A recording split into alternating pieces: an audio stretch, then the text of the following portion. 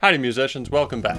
In a previous video we talked about how to find any major chord by simply counting to 5. Today we're going to take that same major chord that we made and we're going to convert it to a minor chord. Now I'm going to show you how to convert any major chord you need into a minor chord. This idea came from a viewer just like you, who left a comment below saying that they wanted me to cover more in-depth detail about the difference between major scales and minor scales. And we'll get to that, but since we just recently did the chord video, I wanted to go ahead and talk about how to convert major chords into minor chords, since that's something that you'll need to do all the time as a musician anyway. So to start off talking about this topic, we need to think about the words major and minor and what those words actually mean. If you look at any other aspect of life, the words major and minor usually refer to bigger and smaller. They're kind of defined in terms of each other. The major thing is bigger than the minor thing is smaller than the major thing. If something is a major catastrophe or a minor inconvenience, we kind of know how those words work together. In music, it's actually the same thing. The major thing is going to be bigger and the minor thing is going to be smaller. But what exactly is it that's bigger or smaller? It turns out it's actually the third of the chord. So if you remember back to our other video on major chords, we talked about using the root, the third, and the fifth of a scale to make those chords. Well, the difference is in the third. When we have a major chord, we use a major third, and what that means is the distance from the root to the third is going to be bigger than it is in a minor chord. In a minor chord, we have a minor third. So the distance between our root and our third is going to be smaller than it is in the major chord. So let's head on over to the piano to take a look at a couple of examples. But before we do, if this is your first time here, welcome to Music Theory for Musicians. This is what we do here. We talk about music theory, concepts, and principles in a way that you as a musician can actually use to play music with other people. If you like what we do here, be sure to give this video a thumbs up and don't forget to subscribe so you can stay tuned to all the great videos coming out in the future. Now let's hop over to the piano and take a look. Okay, so to start out, let's just grab a chord. We're going to start with C because it's always the easiest. C, D, E, F, G. We're going to take the root, third, and fifth out of that, and that gets us our C major chord. So what does the word major mean? Major, as we said a second ago, means bigger than the minor. So the thing that's bigger is going to be the distance between the root and the third of the chord. So from C to E, this distance is going to be bigger than it is in the minor chord. So here's how this works. If we take our regular C major chords, C, E, and G, to get a minor chord, to get a C minor, we're going to flat the third. That means we're going to lower this third or this E note by a half step. We're going to go from E to E flat. So now instead of C, E, and G, we have C, E flat, and G. And that's our C minor chord. C major, C, E, and G, C minor, C, E flat, and G. Okay, so now let's do another one. Let's do a G chord. So if we take a G major chord, again, 1, 2, 3, 4, 5, root, third, and fifth. G, B, and D is our G major chord. So now we take this G, B, and D, and we're going to flat the third. 1, 2, 3. We're going to flat this B to a B flat. So now instead of G, B, and D getting us a G major chord, we have G, B flat, and D getting us a G minor chord. Now keep in mind that this middle note, or this third, won't always be a natural note. Sometimes it'll already be sharp or it'll be flat, but either way, we're still just going to lower it by a half step. So let's do a couple of examples that way. So if we have a D chord, D, E, F sharp, G, A. D, F sharp, and A is our D major chord. So now if we flat this third, D, E, F sharp, that's our third. If we flat this F sharp, it just becomes F natural, or F. So now our D major chord is now a D minor. D, F sharp, and A has turned into D, F, and A. Okay, what about another example? So if we have a B chord, a B major, 1, 3, 5, we have B, D sharp, and F sharp. And that gets us our B major chord. So now I'm going to take this D sharp, which is my third, 1, 2, 3. I'm going to take this third and I'm going to flat it.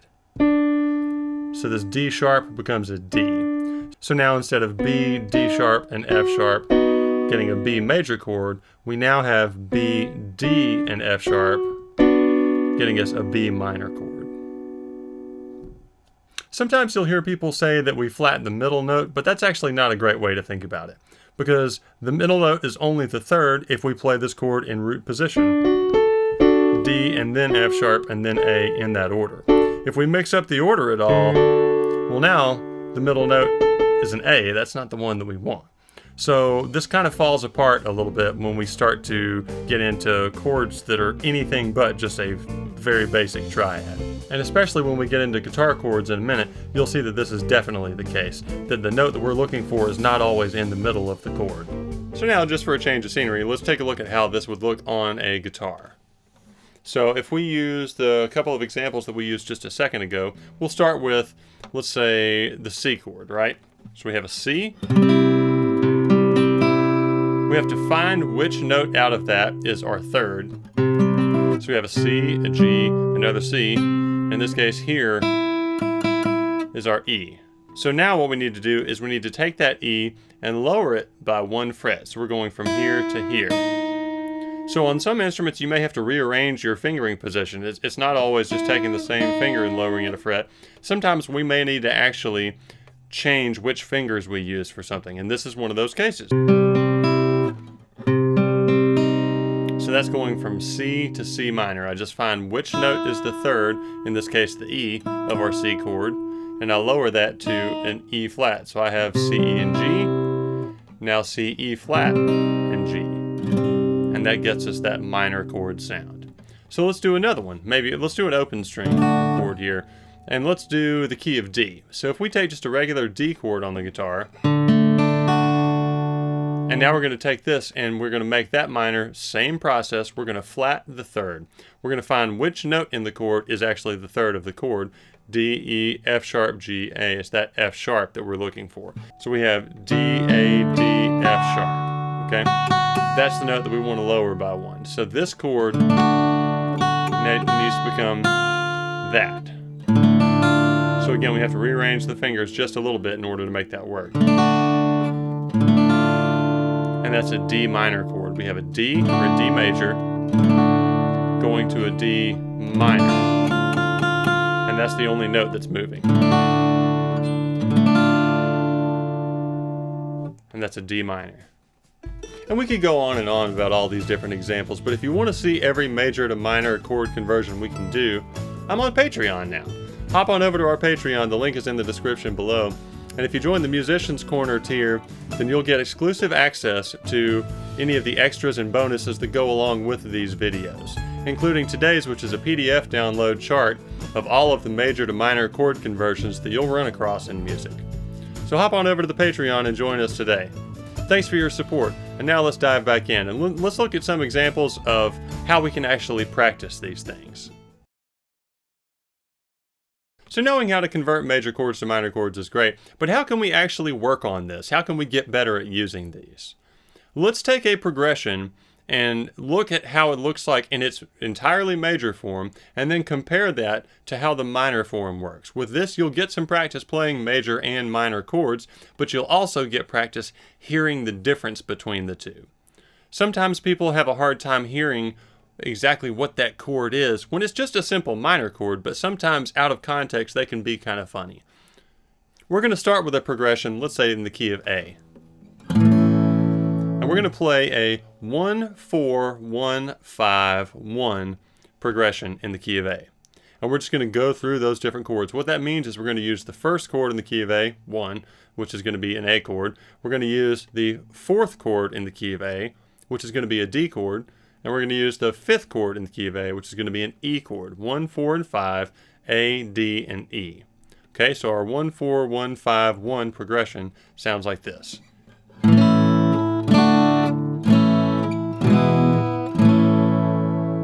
So that's going to be A, D, A, E, A. Okay, all of those were major chords. Now let's convert all of those to minor chords. Our A becomes A minor, our D becomes D minor, and our E becomes E minor. And now let's try the same progression in the minor form.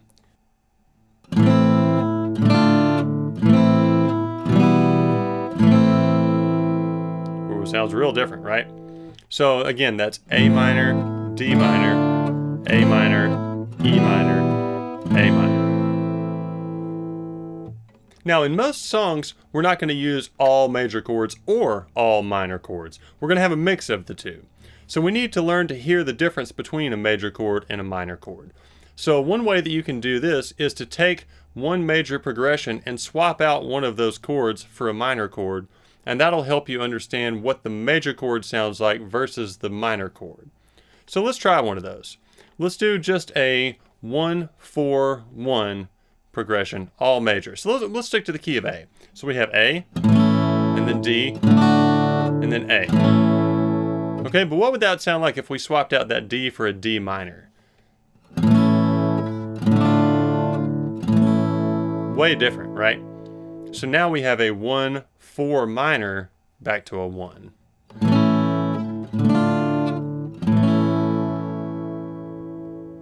A really different sound, right?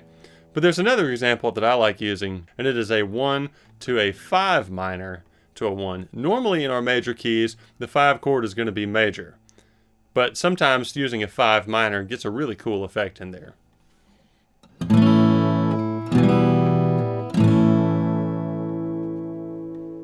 So that's going to be an A, E minor to A.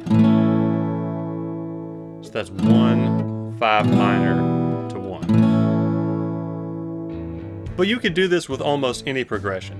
So just grab one and try it. Try substituting in one of the chords, just swap it out for a minor instead of a major, and just see how it affects the song. It may not be exactly what you're looking for, but sometimes it's nice just to be able to hear what that would do. It's nice to be able to hear the effect of a minor chord. And the more of these you play, the more of a sense you get for what the minor chord does to a song, and then you'll learn better ways to use them when you're writing songs or arranging things.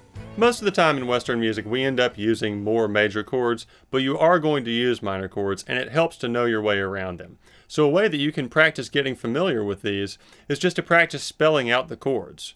We already talked about how to do the major chords. Again, see the last video that we talked about. But in minor chords, we need to be able to spell those as well. And the easiest way to do that is take a major chord and flat the third. Take a major chord and flat the third, and just do that over and over. So let's try a G chord. So what are the 3 notes in a G chord? Root, third, and fifth. We're going to be G, B, and D. G, B, and D. So a minor chord, we're going to flat the B. So we're going to have G, B flat, and D. And that's a G minor chord now, okay? So what about an E minor chord? We have E, G sharp, and B. E, G sharp, and B. So if we flat the third, we get E, G, and B. E, G, and B. So just take a bunch of different chords and try this. 1, 3, and 5, and then flat the third. Move to the next key, 1, 3, and 5, and then flat the third. And just get used to this process and be able to call out the 3 notes of a minor chord as well as the 3 notes of their major chord. Another great thing you can practice is to play along with a minor chord progression and only play the third of the chord. Remember that out of our root, third, and fifth, the third is the only difference between the major chord and the minor chord. The root stays the same, the fifth stays the same, it's just the third that's going to change. So in the major chord, the third is higher, in the minor chord, the third is lower. So if you just practice playing along with a minor chord progression, try finding just the third of each one of those chords. So when it's on the 1, find the flatted third of the 1. When it goes to the 4, find the flatted third of the 4. When it goes to the 5, find the flatted third of the 5. And every time it moves to a new chord, if it goes to a 2, find the flatted third of the 2. But every time it moves to a new chord, try finding just the flatted third of that minor chord. Well, thank you guys for watching. Don't forget to check out the Patreon page if you want to download the PDF that shows you how to convert every major chord into a minor chord. If there's anything you'd like to see in a future video, please be sure and leave a comment down below and I'll try to get to it. Don't forget to subscribe, and we'll see you guys in the next video.